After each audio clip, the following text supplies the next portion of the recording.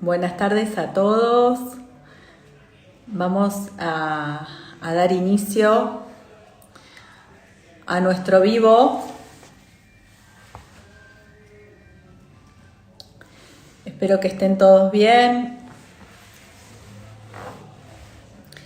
La idea es que, podamos tener una jornada enriquecedora, ¿sí? En lo que respecta a esta patología tan poco conocida. Buenas tardes, ahí voy saludando.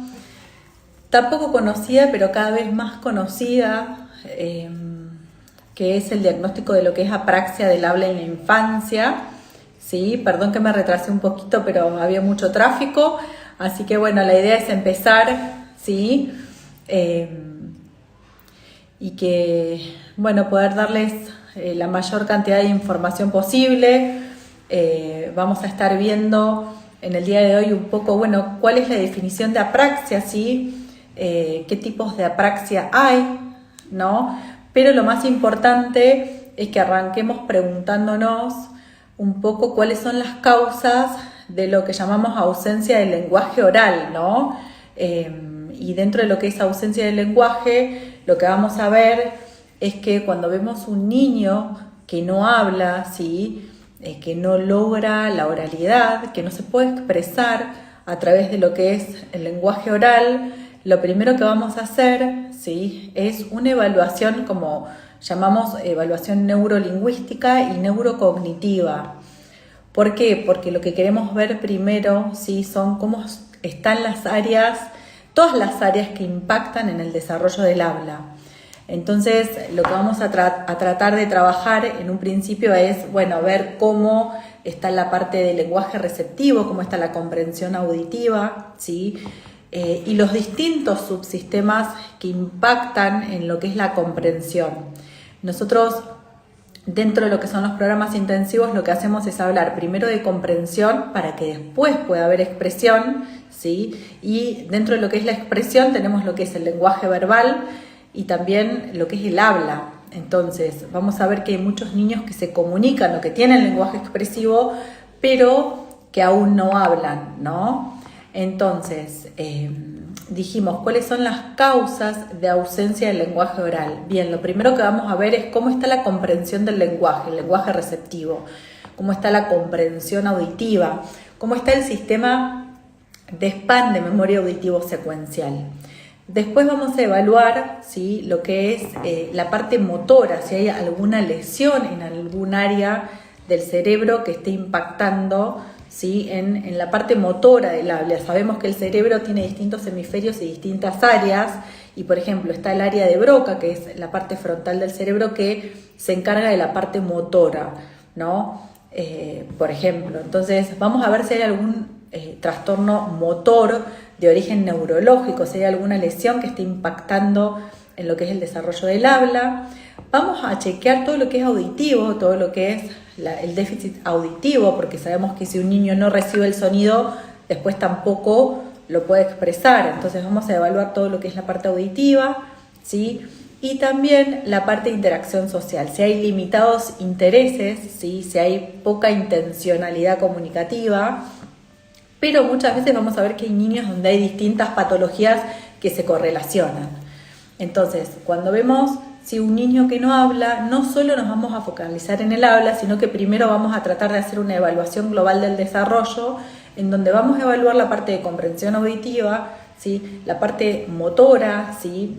Una interconsulta con neurología para ver si hay alguna lesión en alguna zona del cerebro que impacte en la parte motora del habla. Vamos a chequear la parte auditiva y también vamos a chequear, ¿sí? La parte de interacción y comunicación social. O sea, vamos a tratar de evaluar todas las áreas del desarrollo. Una vez que tenemos, ¿sí? La evaluación funcional, o sea que pudimos evaluar las distintas áreas que intervienen en el desarrollo del lenguaje y del habla, ¿sí? Ahí vamos a tener como una foto de dónde estamos parados, en cuál es la etapa, ¿sí? Del funcional actual del desarrollo, ¿sí? Y en base a eso poder organizar un tratamiento.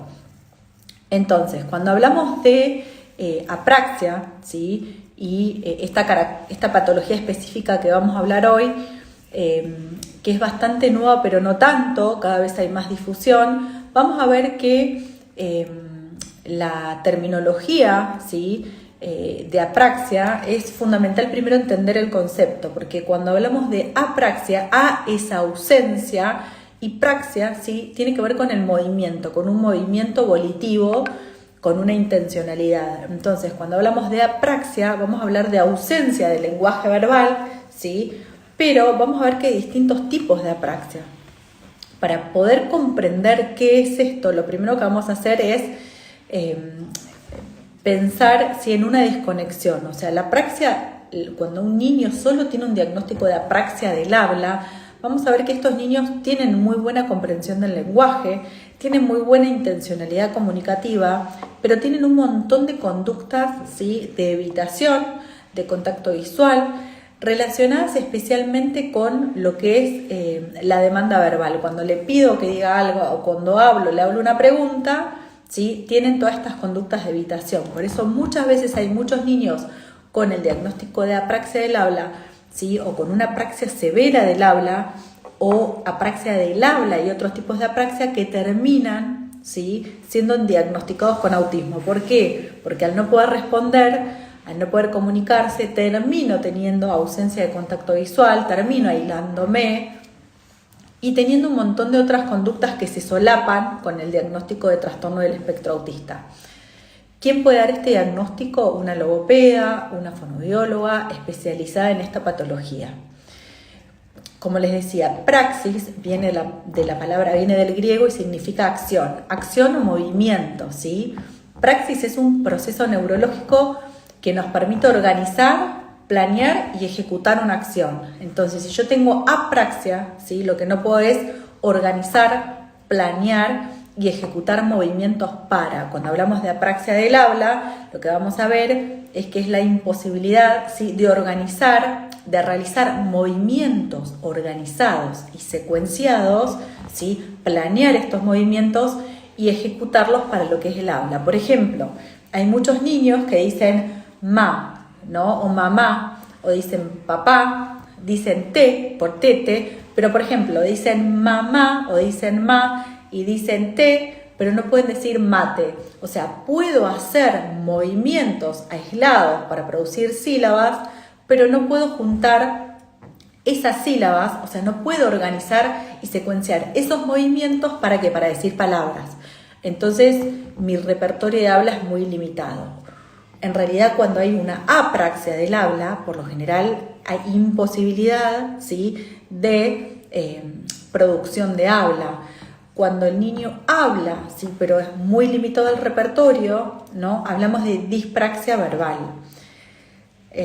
Cuando hablamos de dispraxia, hablamos de distintos tipos de dispraxia. Tenemos dispraxia verbal moderada, dispraxia verbal severa o leve, ¿sí? Hay niños que tienen dificultades, ¿sí?, que son muy sutiles y de hecho un niño con una apraxia del habla severa termina evolucionando a lo que es una dispraxia verbal, ¿no? Y va a ir pasando de apraxia a dispraxia verbal severa, luego vamos a ir a una dispraxia moderada, después vamos a ir a una dispraxia verbal leve y por último puede que los niños terminen con un resabio de lo que llamamos alguna dificultad fonológica o alguna sustitución, algo como muy sutil, ¿no? Entonces, lo que hay que entender es que el niño con la apraxia del habla no es que no quiera hablar, o sea, su cerebro ordena hablar, tiene información para compartir, ¿sí? Pero cuando ordena hablar, ¿sí?, sus órganos del habla no responden. Es como que hay una desconexión entre lo que es idea, ¿sí?, y ejecución motora. O sea, tengo toda la información, sé que esto, por ejemplo, se llama termo o que esto es una lapicera, pero cuando voy a decir la palabra, nadie me responde, no puedo activar y realizar los movimientos organizados y secuenciados para decir esa palabra. Entonces, o sea, vamos a ver que cuando hablamos de apraxia del habla, vamos a hablar de que es una dificultad de planificación, programación y ejecución motora, ¿sí? Por ejemplo, nosotros acá en Argentina tomamos mate, entonces hacerse el mate implica una serie de pasos sucesivos para, ¿sí?, poder tomar. Por ejemplo, yo tengo que calentar agua, tengo que poner yerba en el mate, colocar la bombilla y hacer todo un proceso. Si yo fallo, ¿sí?, en uno de los pasos, no voy a lograr el objetivo. Por ejemplo, si hago todos los pasos y no cargo el agua en el termo, no logro, ¿sí?, mi objetivo, que es tomar mate. Entonces, acá lo importante es que para hablar pasa lo mismo. Si yo quiero decir mamá, si la es un movimiento, la A es otro, la es otro y la A es otro. Mamá. ¿Sí? Son 4 sonidos, ¿sí?, 4 movimientos para organizar la producción de esa palabra. Entonces, el habla, ¿sí?, implica la coordinación de 70 músculos, ¿sí? El ser humano, ¿sí?, puede organizar, ¿sí?, ejecutar 14 sonidos por segundo, para que se den una idea. Esto es como muy específico, ¿sí? Pero, ¿qué pasa? Lo que vamos a ver es que cuando hay esta dificultad de ejecución, de organización y producción de movimientos para el habla, el niño que tiene buena comprensión realmente termina como muy frustrado. Entonces hay como mucha hiperactividad, hay mucho movimiento, ¿sí? Puede haber problemas de conducta, porque al no poder comunicarse también empieza con temas conductuales, ¿sí? Y todo esto termina impactando en otras áreas del desarrollo. Muchas veces nosotros recibimos niños que están con tratamiento de lenguaje, con terapia neurolingüística, pero si la patología de base es una apraxia y la apraxia no se trabaja, ¿sí?, el niño no puede aumentar lo que es ejecución motora y producciones para el habla, y esto sí lo termina frustrando. Entonces, cuando hablamos de apraxia, vamos a ver que no solo la apraxia se da a nivel del habla. Tenemos distintos tipos de apraxia. Tenemos apraxia de las extremidades, ¿sí?, también se le llama dispraxia. Por ejemplo, hay niños, ¿sí?, que no pueden imitar, por ejemplo, el gesto de saludar, o no pueden, por ejemplo, cuando hay un niño no verbal, nosotros muchas veces, antes de que los niños hablen, se comunican a través del lenguaje corporal o a través del lenguaje gestual. Entonces, vamos a ver si podemos, por ejemplo, decir come, toma, ¿sí? Vamos a usar, ¿sí?, lenguaje gestual para tener la posibilidad de expresar ciertos conceptos que después obviamente los vamos a buscar a través de lo que es el mapeo, el shaping, el modeling, en todo lo que es la parte motora del habla. Entonces, lo que vamos a tratar de ver es que en un principio, ¿sí?, cuando no hay habla, no voy a ir a buscar habla, lo que voy a buscar sí son movimientos organizados y secuenciados. Voy a trabajar la imitación, ¿sí? Primero necesito que ese niño imite a nivel de lo que es motricidad gruesa, para después ir a imitar a lo que es motricidad fina, ¿sí? Y el habla, como yo imparto en los cursos que doy a profesionales, es la actividad más finamente calibrada, ¿sí? Pero si un niño no puede hablar, ¿sí?, y no puede imitar, por ejemplo, el más o el más, ¿sí?, el come, el toma, no puede imitar a nivel de lo que es motricidad gruesa, menos va a poder imitar a nivel de lo que es motricidad fina. Entonces, los programas de apraxia, aparte de trabajar con todo lo que tiene que ver con el shaping, el mapeo, prompt y todas las técnicas que tienen que ver con información propioceptivo-táctil que uno le da a todo lo que es el área motora, también lo que tenemos que hacer, ¿sí?, es trabajar con programas previos, ¿sí?, para cuando lleguemos a trabajar el habla, que todo lo demás esté organizado, ¿sí?, para poder lograr la ejecución a nivel de la motricidad fina. Dentro de lo que son las apraxias tenemos lo que es apraxia de las extremidades, tenemos lo que es apraxia oral no verbal. Por ejemplo, hay niños que no pueden sacar la lengua, abro la boca, ¿sí? Eso no tiene que ver con el habla, pero hay niños que no tienen capacidad, ¿sí?, para hacer imitación con los órganos con los músculos fonoarticulatorios. Entonces, a veces no solo hay que trabajar la parte verbal, sino que tenemos que trabajar la parte oral. Porque, por ejemplo, si un niño no tiene la habilidad para elevar el ápice lingual, si yo quiero producir sonidos linguales, ¿sí?, que implican elevación del ápice, no lo voy a poder hacer. ¿Por qué? Porque no tengo esa habilidad práctica a nivel aislada, ¿no?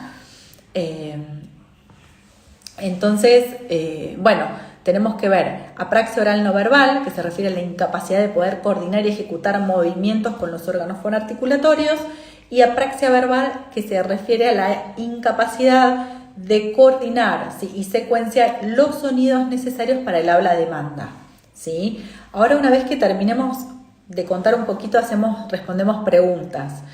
Entonces, cuando hablamos qué es la apraxia o vemos qué implica la apraxia del habla, lo que vamos a ver es que la apraxia es la dificultad en lo que es organización, ejecución, coordinación y secuenciación de movimientos oral, motores necesarios para producir y combinar, ¿sí?, consonantes y vocales para formar sílabas, sílabas para producir palabras, frases y oraciones a voluntad.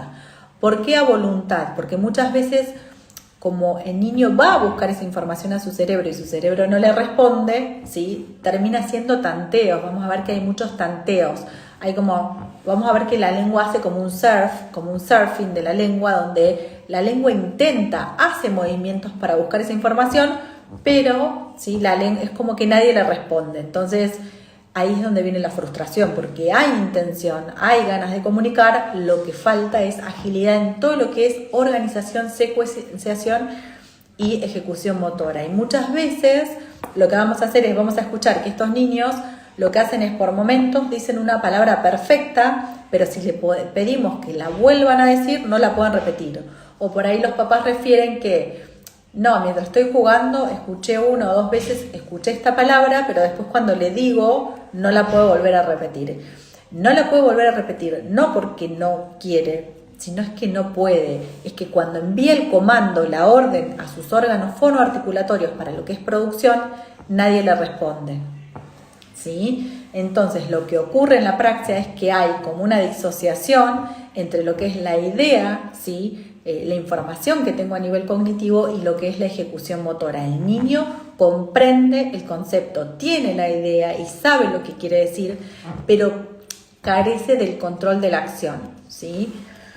Hoy en día esta patología está englobada dentro de lo que son trastornos motores del habla, ¿sí? Y el diagnóstico diferencial es crucial para encarar un tratamiento apropiado específico, ¿no?, que incluye lo que es planeamiento motor. Por ahí nosotros recibimos muchos niños que por ahí tienen un montón de cuestiones en relación al lenguaje y el habla, y lo que vemos es que vienen muy bien abordados de lo que es el lenguaje, pero no se trabaja todo lo que es la parte motora del habla. Entonces, si yo tengo un niño que tiene un trastorno motor del habla y no trabajo con un enfoque motor del habla, es muy difícil de aumentar, ¿sí?, todo lo que es la parte de ejecución o producción verbal.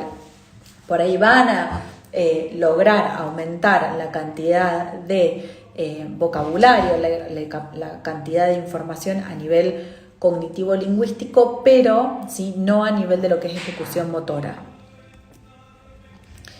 La severidad y el grado de apraxia va a determinar la intensidad del tratamiento. Ahí preguntaban si los programas intensivos funcionan, y estos programas son específicos para este tipo de terapia y dan muy buenos resultados, pero obviamente que siempre se hace como una evaluación de todas las áreas del desarrollo para ver dónde estamos parados y qué tratamiento es específico o qué tratamiento puede funcionar para ese niño según el estadio donde se encuentre en las distintas zonas del desarrollo, ¿no? Todo lo que es intensidad genera cambios estructurales en el sistema nervioso central. Obviamente que a veces hay niños que antes de trabajar el habla requieren trabajar otras áreas del desarrollo, para que haya, por ejemplo, mayor comprensión o mayor vocabulario, para después ir a trabajar lo que es el mapeo o lo que es el planeamiento motor para producir esas palabras, ¿no?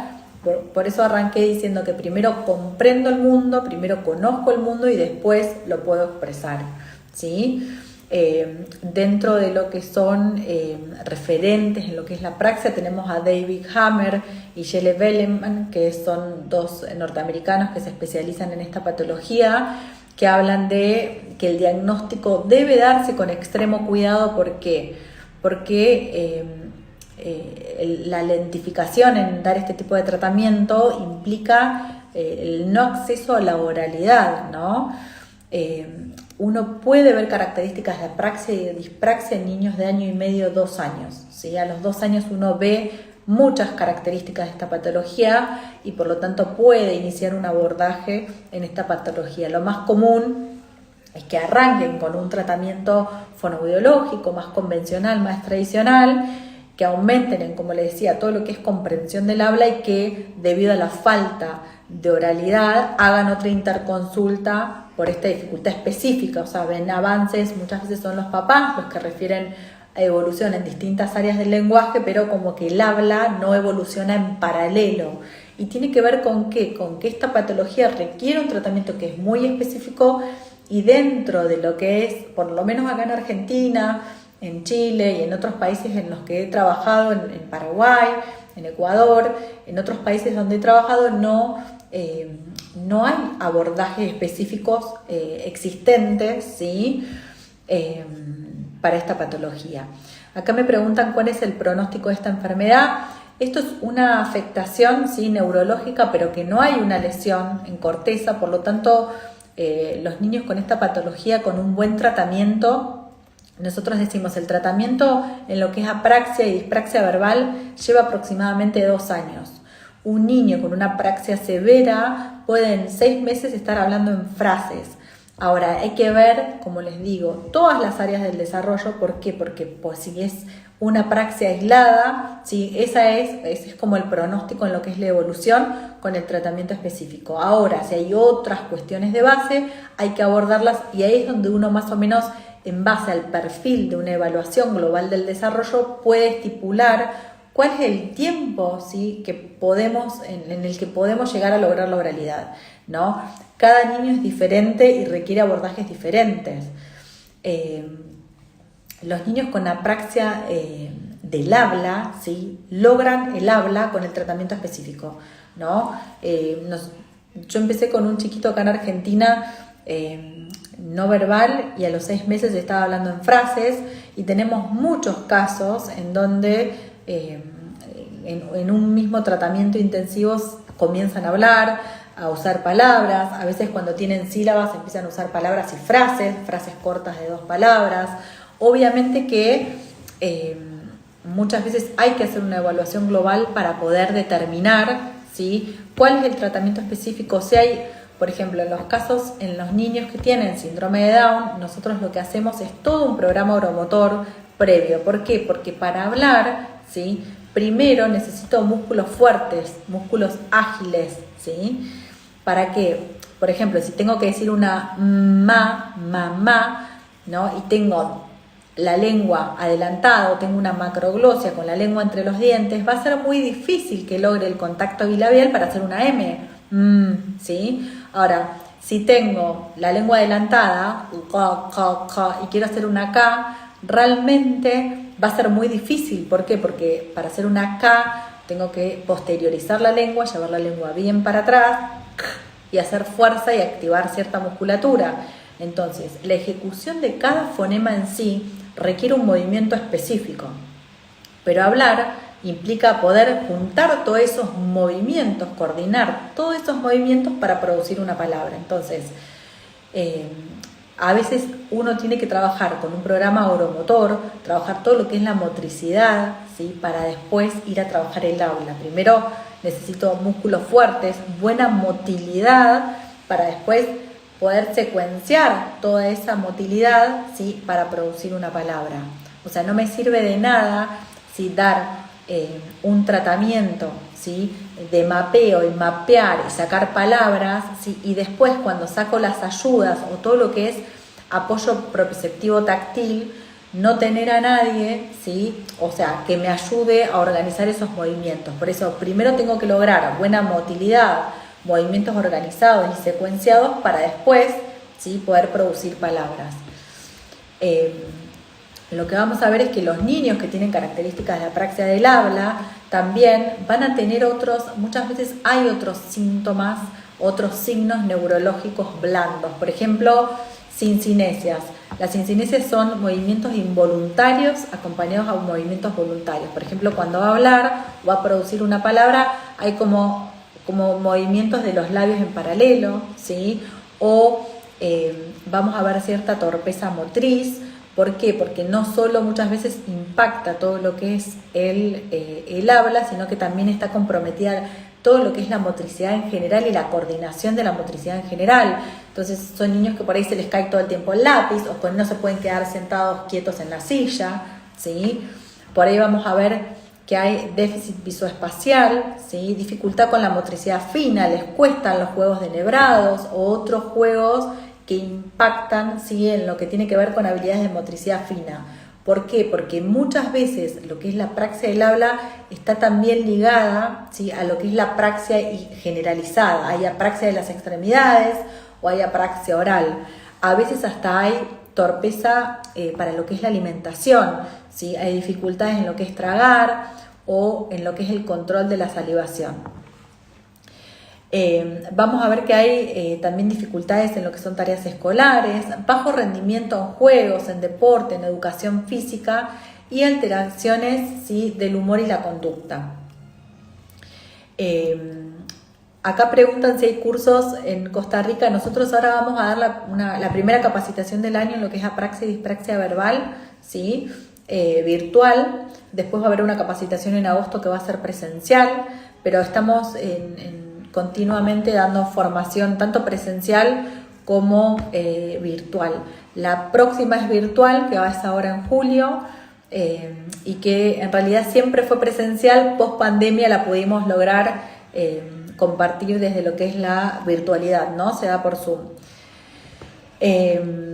Bien, ¿cuáles son las características más comunes que vamos a encontrar, ¿sí?, en relación con otras patologías del lenguaje y más que nada con patologías que tienen que ver con lo que es fonético-fonológico?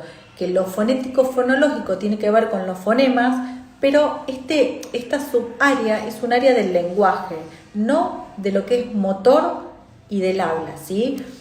Y esto es como muy importante porque lo que es el tratamiento para un niño con apraxia difiere mucho de lo que es el tratamiento, ¿sí?, para lo que es un niño con trastorno del lenguaje, ¿no? En uno requiero movilizar, traccionar, mostrarle al niño cómo tiene que mover sus articuladores para poder hablar, ¿sí? En cambio, en lo que es el tratamiento tradicional fonoaudiológico para lo que es la parte del lenguaje, ¿sí?, y de sonidos, tiene que ver más con lo que es la discriminación auditiva, con poder detectar si es un sonido o el otro, ¿no? Y no con la parte motora o de planeamiento motor.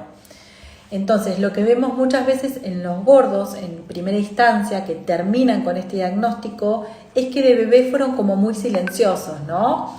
Poco balbuceo, poca jerga. Por lo general se describen como un bebé, como bebitos más buenos, ¿sí?, muy tranquilos, muy poco sonoros, ¿no?, con muy buena comprensión. Por lo general dicen, no, comprende todo, ¿sí?, muy buenas habilidades en lo que es la comprensión del lenguaje, pero sí, como que no aumenta el output verbal. A veces ni siquiera tienen 2 o 3 años y no tienen lo que llamamos el balbuceo reduplicado, esto de ba, ba, ta, ta, da, da, que son los primeros sonidos que reproduce un bebé. Entonces puede también que al no tener como estos juegos vocálicos o estas producciones verbales, no hayan atravesado la fase típica de exploración oral de los bebés, ¿sí? Tardan mucho en decir las primeras palabras y también vemos que hay como un repertorio limitado de sonidos vocálicos, consonánticos, inventarios. Realmente hay muy pocos sonidos.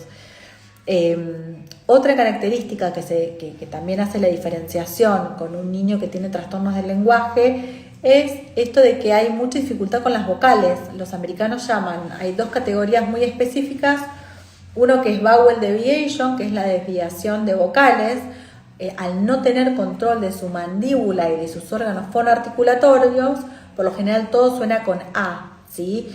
Entonces es muy difícil sostener la mandíbula en una postura alta para una E, ¿sí? O retracción para una I, o solo producen palabras con ti, chi, sí, o todo con no, como que por lo general se quedan con una sola vocal y hay mucha dificultad en variar las vocales.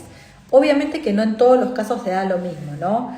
Y otra característica es lo que llamamos token to token variability, que es frente a cada intento de producción, ¿sí? Sale una palabra diferente. Por ejemplo, en vez de decir tato, hoy digo tato, mañana digo pato. Cada vez que intento decir una palabra, ¿sí? La palabra es diferente. ¿Por qué? Porque no logro el control de mi sistema motor focal. Entonces, cada vez que intento, tanteo, hay como mucho tanteo lingual oral y las ejecuciones son diferentes. O sea, frente a cada intento, la producción es diferente, ¿no? Muy poco balbuceo de bebés, mucha dificultad. Muchas veces otra característica es la prosodia. Por ejemplo, en vez de decir mamá, digo mama, o dificultad en la acentuación, en todo lo que tiene que ver con la prosodia, ¿no? Bien, la etiología, todavía no hay una etiología conocida, específicamente relacionada con lo que es la apraxia, pero bueno, hay distintas teorías. Puede haber una disfunción neurológica que tenga que ver con algún derrame en lo que es la vía intrauterina, que es muy difícil, o en la primera infancia, alguna infección, algún trauma o alguna cuestión cerebral. Por lo general, lo más común, o sea, también esta patología puede estar asociada a trastornos neuroconductuales complejos, por ejemplo, lo que es autismo, lo que es epilepsia o síndromes genéticos, o también, que es lo más común y lo que más encontramos en la clínica diaria, lo que es un trastorno idiopático neurogénico de los sonidos del habla, ¿no? Que es un trastorno de origen desconocido. No hay ningún tipo de lesión, no hay ningún tipo de derrame, no hay ningún tipo de trauma a nivel cráneoencefálico, sino que está esta dificultad en lo que es conexión entre todo lo que es ideación, ¿sí? Y ejecución, organización y ejecución motora. Hay un estudio bastante nuevo en Estados Unidos que se llama magnetoelectroencefalografía, ¿sí? En donde han detectado un incremento en ciertas áreas del cerebro, en la parte auditiva, del giro superior temporal y otras áreas del cerebelo relacionadas con lo que es el planeamiento motor, pero todavía, ¿sí? Bueno, esto está en estudio. Dentro de lo que es los tratamientos, hay distintos tipos de tratamiento los tratamientos que existen, hay varios tratamientos, no hay muchos, ¿sí? Lo que se sabe es que los tratamientos que más dan ganancia funcional, ¿sí? Son los que contemplan, ¿sí? Varias cuestiones. Por un lado, todo lo que es la organización el desarrollo fonotáctico, ¿no? O sea, siempre que trabajamos con niños tenemos que pensar cuál es el vocabulario funcional para ese niño, ¿no? Y trabajar con palabras de alta frecuencia, palabras que realmente sean funcionales dentro del contexto en donde se desenvuelve. ¿Por qué? Porque las primeras palabras que dice un niño son las palabras de alto impacto en cuanto a todo lo que tiene que ver con lo emocional. Por ejemplo, mamá, papá, meme, tita, y todas las palabras que realmente tienen como alto impacto en lo que es su desarrollo emocional. Por otro lado, ¿sí? Tenemos que contemplar dentro de un tratamiento todo lo que es imitación, porque estamos hablando que es una patología de base motora, ¿sí? Entonces tenemos que tener dentro de lo que es un programa la imitación como base del aprendizaje motor. Si un niño no puede imitar a nivel de la motricidad gruesa, ¿cómo va a poder imitar a nivel de la motricidad fina? Que es algo muy específico y que implica mucho más coordinación, ¿no? Después, ¿sí? Lo que nosotros hacemos es, trabajamos con word approximations, o sea, vamos trabajando dentro de las palabras objetivos de ese niño, vamos pensando cuál es la capacidad estructural que tiene, qué es lo que puede producir en este momento, ¿no? Bueno, para decir agua puede decir A, bueno, vamos a trabajar A y vamos a tratar de sacar la U. ¿Para qué? Para que diga A, U, A. Y vamos de a poquito ir trabajando en que pueda hacer movimientos organizados y secuenciados para poder empezar a, si quiero decir agua y solo digo A, que por lo menos pueda hacer A o AU, ¿no? Y vamos a ir trabajando de la no palabra a la palabra funcional, acercándonos, ¿sí? Cada vez más a esa palabra con su correcta inteligibilidad, ¿sí?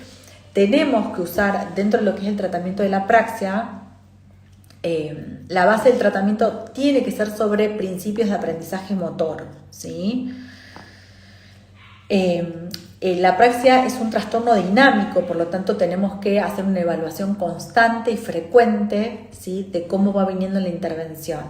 Entonces, tenemos que realizar, para que aumente todo lo que es el caudal verbal, motor oral, ¿sí?, un abordaje multisensorial, kinestésico, motor, táctil, visual, propioceptivo, auditivo, ¡chan! Multimodal. Nosotros usamos un enfoque multimodal en donde lo que hacemos, ¿sí?, es damos información propioceptivo, táctil, auditivo, visual, ¿sí?, gestual, o sea, usamos todos, ¿sí?, los canales de ingreso de información para poder crear un nuevo enfoque, un nuevo engrama motor para el habla, ¿sí? Ahí hubo una pregunta, ahora voy a ver, considera que el rol de las familias estimulando es igual de importante que el trabajar en el consultorio. Nosotros, cuando trabajamos con niños con esta patología, trabajamos en paralelo con las familias, ¿sí? A veces más, a veces menos, depende del estadio del tratamiento, pero nos parece fundamental que primero, si está este diagnóstico, que la familia pueda entender esta patología, porque es la única forma de poder acompañar el desarrollo. Por el otro lado, no sirve de nada que nosotros estemos trabajando, ¿sí?, esta word approximation, aproximarnos a palabras específicas, funcionales para ese niño, y que las familias no sepan lo que estamos haciendo, porque en realidad, por lo general, si bien nosotros trabajamos con intensidad y somos pro de programas intensivos para lo que es el habla, la intensidad la tiene la familia, no nosotros. Por lo general, un niño acude a tratamiento 2-3 veces por semana. Entonces, lo que hacemos es tratamos de que las familias estén más informadas de en paralelo, para que vayan acompañando este desarrollo, ¿sí? Acá preguntan si sirven para adultos. Nosotros nos especializamos en niños, pero obviamente que dentro de lo que es la patología del adulto, hemos tenido algunos casos en donde más que nada adultos con un cuadro de afasia de Broca, hemos usado metodología para lo que es planeamiento motor, o adultos con esta patología, y realmente funciona, ¿no? En el adulto a veces es más fácil, porque si no está afectada la parte de comprensión y no está afectada la parte, ya tienen como engramas prefijados, entonces es como rearmar un engrama. Otra cosa que quería aclarar es que muchas veces es más fácil rehabilitar una apraxia que una dispraxia. ¿Por qué? Porque en la apraxia lo que vamos a ver es que lo que hacemos es crear engramas motores nuevos. En cambio, en la dispraxia verbal tenemos que desprogramar información que está mal construida y volverla. Lleva más tiempo un tratamiento para una dispraxia que para una apraxia. Bien, acá preguntan cuál tratamiento recomienda para lo que es la apraxia. En realidad, siempre yo lo que recomiendo es hacer evaluaciones, y con esa evaluación pensar en un tratamiento, ¿no? Si solo la dificultad es la apraxia o si hay otras cuestiones de base. Los tratamientos por lo general duran 4, 6 o 8 semanas. Por lo general los programas de 6 semanas dan muy buenos resultados. Después tenemos programas de 4 hay chiquitos que arrancan a hablar en programas de 6 y después cada 3-4 meses hacen un programa intensivo de 4 semanas, a veces hacen intensivos de 2 semanas, y se trabajan con equipos terapéuticos, porque muchas veces nosotros recibimos familias del exterior, muchas familias del exterior o del interior del país, entonces se va trabajando en paralelo con los terapeutas de ese niño en el lugar en donde reside. ¿Por qué? Porque no se pueden instalar más de ese tiempo, ¿no?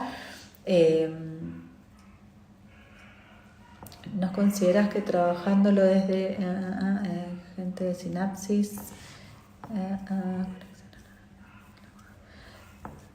De la integración sensorial. Me preguntan de integración sensorial.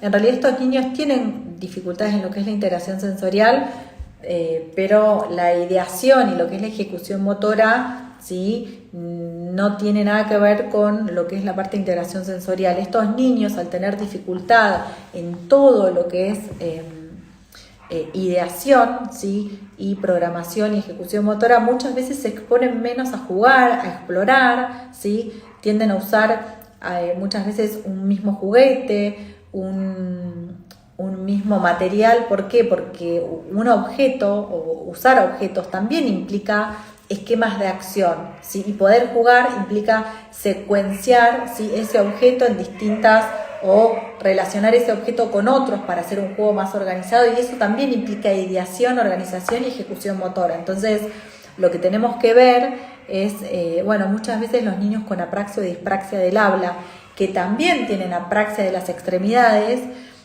tienen como un juego muy pobre. Entonces, al haber poco contacto visual, ¿sí?, no hay lenguaje oral, por lo tanto no hay un recurso para lo que es la interacción social. Si tienen apraxia de las extremidades y aparte un componente de integración sensorial, obviamente que estos niños muchas veces entran en lo que es, ¿sí?, un diagnóstico de autismo, y a veces no es un diagnóstico de autismo. Todas estas cuestiones de desvinculación y de falta de interacción social se relacionan más con, ¿sí?, la dificultad en lo que es ideación, ¿sí?, en lo que es programación y ejecución motora, que también hace que el niño se exponga menos, explore menos, y por lo tanto al tener menos exploración con el afuera, termina generando, ¿sí?, deprivación en cuanto a lo que es la información sensorial, y por ende terminan desarrollando muchas veces, si no es que sea en paralelo, un trastorno de interacción sensorial, ¿no?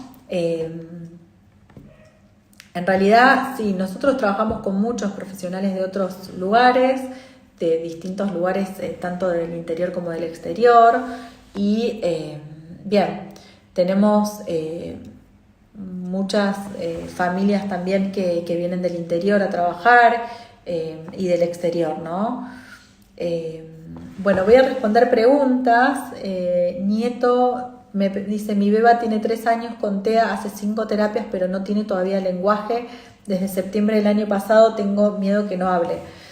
En realidad, lo más importante siempre es poder ver la parte de, para que un niño hable, lo primero que tengo que ver es la parte cognitivo-lingüística, ¿sí? O sea, ¿dónde estamos parados? Y yo muchas veces hay ciertas patologías o ciertos síndromes donde hay un retraso cognitivo. Entonces, cuando un niño empieza a hablar, ¿sí?, alrededor del 1 año y medio, ¿sí?, cuando comprende la palabra y puede asociar la imagen, ¿sí?, con la forma auditiva. Entonces, primero tengo que comprender esa palabra para después producirla. Si el niño comprende el lenguaje y no está pudiendo activar todo lo que es el output verbal, ¿sí?, ahí hay que buscar un tratamiento para todo lo que es el shaping, el mapeo, todo lo que es información proprioceptiva táctil para activar el habla, porque quizás no sabe cómo hacer, ¿sí?, para realizar estos movimientos para lo que es ejecución motora. Pero siempre con una buena evaluación del desarrollo, ¿sí? Peralta: mi hijo tiene 5 años, habla palabras sueltas, cuando le preguntan algo aún, cuando lo sepa, se molesta y empieza a llorar, pero responde luego que quiere pegar o pegarse. Bien, también muchas veces esto, o sea, la dificultad en lo que es el habla o poder comunicarse, genera un montón de problemas conductuales. De hecho, los niños, antes de poder hablar, si uno va a una sala de 2, siempre se arrancan las cosas, se pegan, se muerden. O sea, ¿cuál es el recurso que usa un niño antes de usar la oralidad? Todas estas conductas que ustedes me cuentan. Entonces, el tema es ver dónde está parada en qué etapa del desarrollo estamos parados. ¿Para qué? Para ver si hay una dificultad específica en el habla o estamos parados en esa zona del desarrollo y en realidad no habla porque todavía no tiene información o no logra hacer esa asociación, ¿sí? Bien. Mi hijo es visto 1 vez por semana, 30 minutos por fono. Escuché que entre 2 o 3 veces por semana debe ser. Si el diagnóstico es apraxia y dispraxia del habla, necesita intensidad. Realmente 30 minutos de una sesión es muy poco. 1 vez por semana es lo mismo que nada. Por lo menos 2, 3 veces por semana. De hecho, con 30 minutos por semana tendré que tener todos los días. O sea, la idea es que a mayor intensidad, más rápido, ¿sí?, va a lograr activar la parte motora del habla. Yo digo, piensen que es como un entrenamiento, ¿sí? Si yo quiero ser buena tenista y juego una vez por semana 30 minutos, ¿sí? Que implica coordinación, práctica, ejecución motora específica de movimientos específicos. O sea, necesito, ¿sí?, mayor práctica para ser buena en algo, ¿sí? Entonces, si no tengo nada de habla y practico una vez por semana y practico habla, ¿no? Pero bueno, obviamente que, vuelvo a repetir, hay que ver, hay que hacer como una evaluación global y ver dónde estamos. Se te ubica, las dosis deben ser frecuentes 3 veces por semana. Mi hijo, 8 años, María Coraje, de TEA desde los 2 años con tratamiento y no avanza en el lenguaje. Comprende mucho y muy ocasionalmente dice mamá y alguna palabra que ha dicho una vez y nunca más la volvió a decir. Bueno, si hay buena comprensión y no hay producción, seguramente si haya un diagnóstico de apraxia. En realidad yo conozco esta patología en el 2007, fui a vivir a Los Ángeles y ahí hice un PhD en autismo. Ahí conocí lo que era la apraxia del habla. Desde el 2007 estoy trabajando con este diagnóstico con distintos referentes, y si bien los niños con TEA ¿sí?, suelen tener apraxia del habla, no todos, obviamente que no todos, porque hay niños que tienen habla y hablan un montón, tampoco todos los niños que tienen apraxia del habla tienen TEA, y de hecho hay muchos niños mal diagnosticados con TEA, ¿sí?, que en realidad el diagnóstico es una apraxia severa, no solo del habla, sino que también a nivel de los miembros. Entonces, esta imposibilidad de ejecutar movimientos, de involucrarse en actividades manuales, de involucrarse en una actividad social, termina impactando, ¿sí?, en otras áreas del desarrollo. Bien, acá de Perú, en agosto recibimos una familia y una terapeuta de Perú que vienen a trabajar, a hacer un tratamiento intensivo. Para hacer consultas lo pueden hacer a través de secretaría@fonakids.com. Ahí van a escribirle a las secretarias y ahí les van a dar la información de los turnos. Nosotros tenemos familia, ahora tenemos una familia que viene de Perú y trabajamos con otras familias de allá también, de Perú, de Ecuador, de Paraguay, mucha gente de Chile que son vecinos de acá de Argentina. Bien. Sus crisis, bien, María dice, sus crisis de autoagresión se dan cuando no logra hacerse entender. Otra cosa importante por ahí que no mencioné es esto, cuando un niño, ¿sí? Bueno, los pictogramas, justo abajo a Pau Vanera habla de los pictogramas. En realidad, el hecho de activar un canal de comunicación, ya sea gestual o visual, ¿sí?, ayuda a bajar un poco la ansiedad y la frustración, mientras ese niño pueda llegar a trabajar y a lograr, sí, oralidad, ¿sí? Pero para lograr el habla tengo que trabajar el habla, y el habla es motor, es un acto motor complejo, ¿sí? Entonces, si yo trabajo el lenguaje pero no trabajo el habla, va a ser muy difícil, ¿no?, que el habla se desarrolle.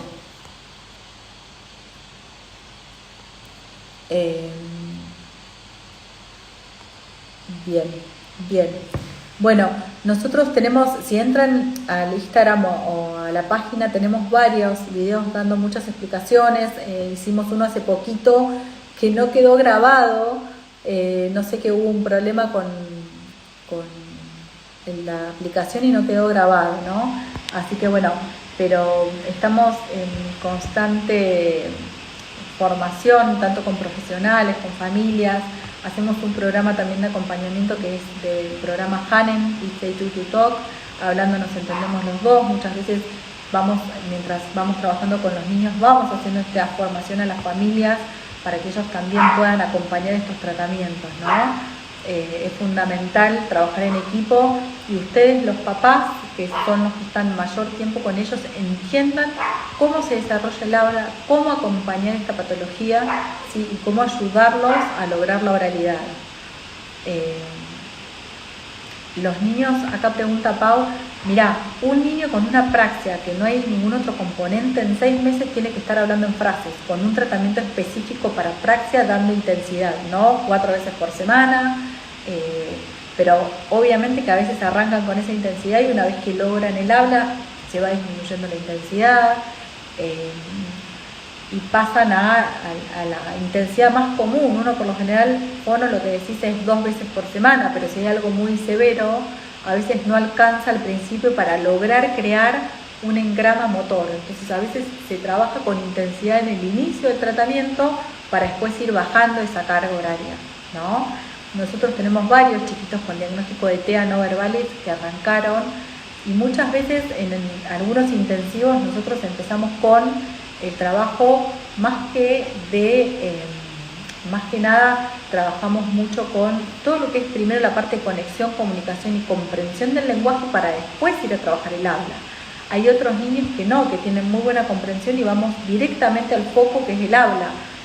Obviamente que el tratamiento va a estar organizado según la evaluación global del desarrollo. Estos programas intensivos incluyen una evaluación inicial donde se evalúa la parte cognitiva, la parte neurolingüística, la parte de planeamiento motor, la parte pedagógica, se hace toda una evaluación global y de ahí se desprende cuál va a ser ese plan específico para ese niño, ¿no?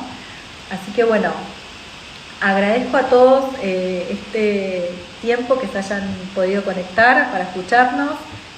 Vamos a seguir haciendo vivos con algunos invitados también y bueno, saber que es una patología que con el tratamiento específico evolucionan, logran la oralidad y si no hay aumento en estas habilidades motoras del habla hay que ver qué está pasando, ¿no? Si hay alguna lesión, si hay algún estudio que nos está fallando, si hay algún estudio neurometabólico, hay algo más que no estamos abordando, bueno, ahí vamos. O sea, lo importante es ir midiendo la evolución y viendo si no hay evolución, bueno, hacer esto de la hipótesis, ¿no? ¿Qué puede estar impactando en este desarrollo? Así que bueno, les agradezco a todos este tiempo de escucharnos y bueno, y estamos disponibles. Ahora vamos a dejar guardado este vivo para que lo puedan volver a escuchar y bueno, nos pueden hacer consultas cuando quieran. Estamos ahora en julio, creo que es 9 y 10 de julio y me dijeron la próxima capacitación para profesionales. Ahí veo de Uruguay, tenemos ganas de abrir en Fonakids en Uruguay también, está como proyecto Fonakids Uruguay y Fonakids Miami, pero bueno, con esto de la pandemia se nos ha retrasado bastante todo, pero bueno, estamos ahí con averiguaciones. Brasil también, estamos con Brasil, con una familia de Brasil con ganas de abrir allá también, pero bueno, con nosotros cualquier cuestión. Ahí volvimos. No, les decía, cualquier duda se pueden comunicar a secretaria@fonakid.com y ahí van a tener la información que necesitan de las secretarias. En Mendoza tenemos gente viniendo ahora en breve, varias familias, y hay una fonoaudióloga, Graciela también Martínez, que sabe muy bien sobre diagnóstico, de detección, que nos han derivado muchas familias, así que bueno, nos vemos en el próximo vivo. Cariños a todos.